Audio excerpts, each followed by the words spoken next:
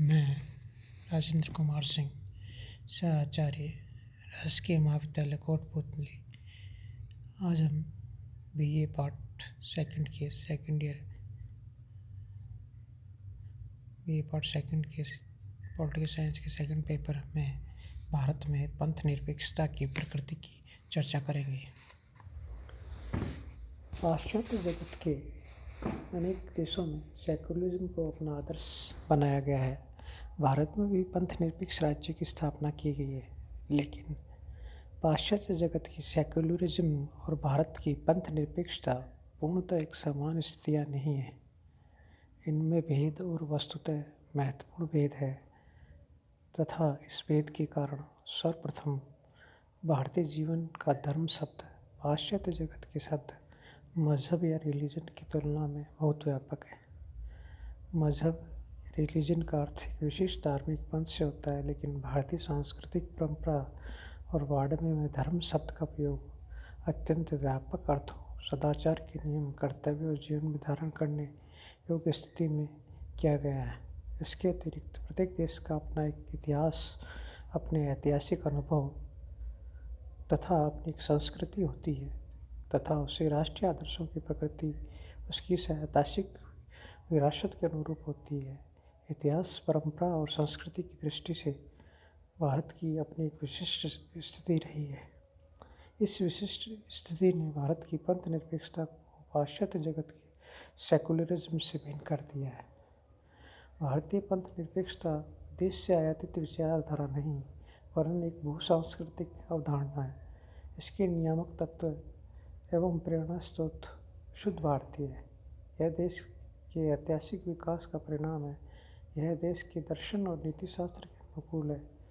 Europe में secularism का उदय धर्मसत्ता और राजसत्ता और किस सत्ता राजा की सत्ता के बीच संघर्ष की स्थिति में और इस संघर्ष के मूल कारण को दूर करने के लिए हुआ है, और वहाँ सेकुलरिज्म विशेष परिस्थितियों में प्रयत्नपूर्वक अपनाई गई एक स्थिति है। यूरोपियन इतिहास के मध्य युग में चर्च ने गहरी धार्मिक कट्टरता के भाव को अपना लिया।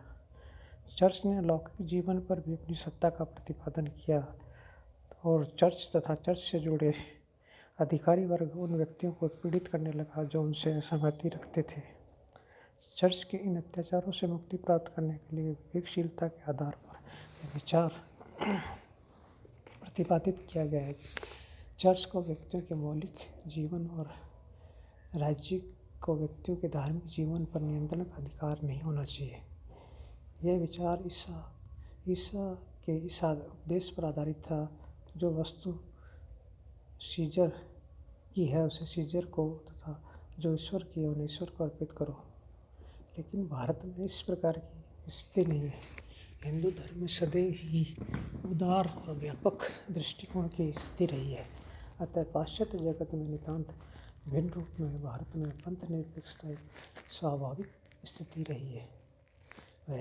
यह इस देश के इतिहास, सभ्यता, संस्कृति का स्वाभाविक परिणाम है। पंथ निरपेक्षता के पाश्चात्य दृष्टिकोण और भारतीय दृष्टिकोण में सर्वाधिक प्रमुख अंतर यह है कि पश्चिम में सेकुलरिज्म को एक नकारात्मक धारणा के रूप में अपनाया गया है, जबकि भारत में एक अलग स्थिति है।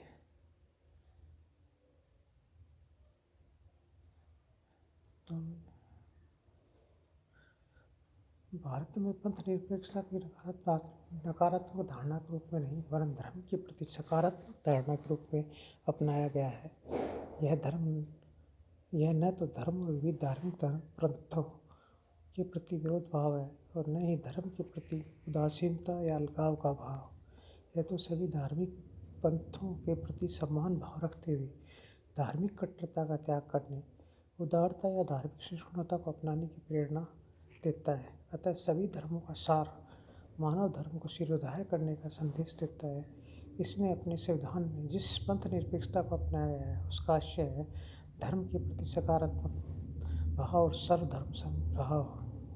भारत में अपनाई गई पंथ निरपेक्षता की व्याख्या करते हुए डॉक्टर राधाकृष्णन लिखते हैं कि इस पंथ निरपेक्षता का आशय धार्मिक होना नास्तिक होना या भौतिक सुखों पर बल देना नहीं है। हमारी पंथ निरपेक्षता आध्यात्मिक मूल्यों की सर्वव्यापकता घोषित करती है। इस बात पर बल देती है कि आध्यात्मिक मूल्यों को विभिन्न धार्मिक पंथों में से अपनी इच्छा अनुसार किसी भी धार्मिक पंथ को अपना कर किया जा सकता है। भारत में पंथ निरपेक्षता की प्रकृति प्रमुख रूप से निम्न लक्षणों में स्पष्ट होती है। धर्म नंबर 1, धर्म और नैतिकता के प्रति सकारात्मक भाव।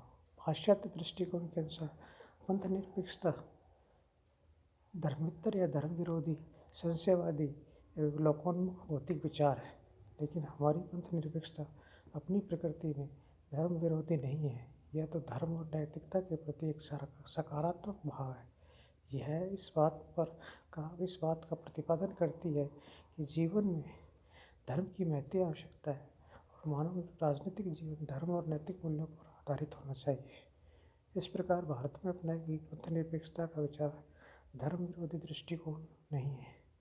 इस धर्म निरपेक्षता के अनुसार राज्य किसी विशेष धार्मिक पंथ से जुड़ा हुआ नहीं है, न किसी एक विशेष धर्म को अन्य धर्मों की तुलना में उच्च स्थिति प्राप्त है। धर्म व्यक्तिगत विषय। भारत में अपनाई गई पंथ निरपेक्षता के अनुसार धर्म व्यक्ति का व्यक्तिगत विषय है। ईश्वर की प्राप्ति तथा शाश्वत सत्य की खोज अनेक मार्गों तथा अनेक उपासना पद्धतियों के माध्यम से की जा सकती है। अतः जीवन के इस क्षेत्र में व्यक्ति अपने विवेक और परिस्थितियों के अनुसार इनमें से किसी भी मार्ग और उपासना पद्धति को अपनाने के लिए स्वतंत्र है। पंथ निरपेक्षता का भारतीय दृष्टिकोण एकम सद विप्रा बहुधा विदंती के आदर्श संदेश पर आधारित है। डॉक्टर गजेंद्र गढ़कड़ के शब्दों में पंथ निरपेक्षता किसी नागरिक के धर्म और प्रार्थना कि उसके विश्वास को उसके धार्मिक मत के अनुसार व्यक्ति और ईश्वर के बीच का विषय मानती है, क्योंकि व्यक्ति के धर्म से राज्य संबंधित नहीं है। कुछ धार्मिक संप्रदाय पैगंबर तथा एक पवित्र पुस्तक पर आधारित है, उनमें एक विशेष उपासना पद्धति निर्धारित कर दी गई है, लेकिन भारतीय जीवन की प्रेरणा स्रोत हिंदू धर्म में कोई उपासना पद्धति नहीं है। अतः पंथ निरपेक्ष भारत में आस्तिक और नास्तिक, सगुण निर्गुण भक्ति में विश्वास रखने वाला, साकार निराकार ईश्वर में आस्था रखने वाला, बहुदेववाद, अवतारवाद तथा मूर्ति पूजा में विश्वास रखने वाला अथवा विश्वास नहीं रखने वाला व्यक्ति सभी समान रूप से गरिमापूर्ण जीवन व्यतीत कर सकते हैं। इनमें से किसी बात के आधार पर राज्य द्वारा न तो किसी व्यक्ति विशेष को दंडित किया जा सकता है, न ही पुरस्कृत किया जा सकता है। नंबर 3, पंथ निरपेक्षता अनेकता में एकता या जीवन के प्रति उदार दृष्टिकोण पर आधारित है। अनेकता में एकता और जीवन के प्रति गहरा उदार दृष्टिकोण सनातन काल से भारतीय जीवन और संस्कृति का एक मूल भाव रहा है। अनेकता में एकता पर बल देते हुए पृथ्वी सूक्त के ऋषि ने कहा है कि जन्म विभृति बहुधा विवाह च नाना धर्माण पृथ्वी यथो वशम, जिसका अर्थ है पृथ्वी भिन्न भिन्न भाषा नाना धर्मों को स्थान स्थान पर धारण करती है। दुधारू गाय की भांति सबके लिए सहस्त्रों धाराएं बहा रही है। यही बहुधा पर निसर्ग ने भारत के आंगन में मुक्त हस्त से बिखेरा है। इसी में भारतीय उपनिषद ने भावमयी एकता का सूत्र पिरोपर भेद और अभेद में बदला है। अनेकांतवाद भारतीय दर्शन का मूल तत्व रहा है। इस अनेकांतवाद से उदित उदारता, समन्वय एवं सहिष्णुता भारतीय जीवन की मूल धारा रहे। भारतीय जीवन के इस व्यापक और उदार दृष्टिकोण ने पंथ निरपेक्षता की उदार समन्वयकारी शक्ति से सजो दिया है। अपनी इस समन्वयकारी शक्ति के आधार पर भारतीय पंथ निरपेक्षता का संदेश है सभी धर्म और विश्वासों का सम्मान। नंबर 4, विवेकपूर्ण वैज्ञानिक दृष्टिकोण। भारतीय पंथ निरपेक्षता विवेकपूर्ण वैज्ञानिक दृष्टिकोण पर आधारित है। धर्म सापेक्ष दृष्टि प्रत्येक परंपरा को पवित्र मानती है और उसके संबंध में किसी संशय की अनुमति नहीं देती है। इस स्थिति के कारण सामाजिक संस्थाओं में कोई परिवर्तन कर पाना संभव नहीं होता। इसके विपरीत हमारी पंथ निरपेक्षता विवेक की पूजा में विश्वास करती है, उस पर आधारित निष्कर्षों और अनुभव की कसौटी पर कसती है और आवश्यकता अनुसार इसमें परिवर्तन कर सकती है। पंथ निरपेक्षता पुनरुद्धार और परिवर्तन के प्रति आग्रहशील है। यह बात सामाजिक, आर्थिक जीवन और संस्थाओं में विकास का मार्ग प्रशस्त करती है। डॉक्टर गजेंद्र गढ़कड़ के शब्दों में, भारतीय संविधान के अंतर्गत पंथ निरपेक्षता तर्क, बुद्धिपरक, वैज्ञानिक दृष्टि पर आधारित है। यह विवेक की पूजा में विश्वास करती है, उस पर आधारित निष्कर्षों को अनुभव की कसौटी पर कसती है और आवश्यकता अनुसार इसमें परिवर्तन करती है। इसमें जीवन की प्रगतिशील दृष्टि का पता चलता है। हमारी यह पंथ निरपेक्षता धर्म को श्रद्धा की दृष्टि से देखती है, लेकिन अपने विवेकपूर्ण और वैज्ञानिक दृष्टिकोण का इस बात पर बल देती है कि धर्म को अपने उचित कार्य क्षेत्र में लाना चाहिए।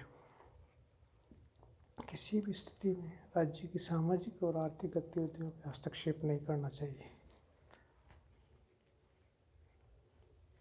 हम बिंदु 5 की चर्चा करेंगे। सामाजिक कुरीतियों, धार्मिक अंधविश्वासों, धार्मिक कट्टरता का विरोध। भारतीय पंथ निरपेक्षता में सर्वधर्म समभाव तथा सभी धर्मों के प्रति सम्मान की भावना निहित है, किंतु सामाजिक कुरीतियों, बाल विवाह, दहेज प्रथा, अस्पृश्यता, विधवा विवाह निषेध, बहुविवाह आदि तथा धार्मिक अंधविश्वासों, सती प्रथा, नर बलि आदि का प्रबल विरोध करती है। पंडित जवाहरलाल नेहरू, जिन्हें आधुनिक भारतीय पंथ निरपेक्षता का सर्वोत्तम व्याख्याता कहा जा सकता है, धर्म के नाम पर अपनाई जाने वाली सामाजिक धार्मिक कुरीतियों के प्रबल विरोधी थे।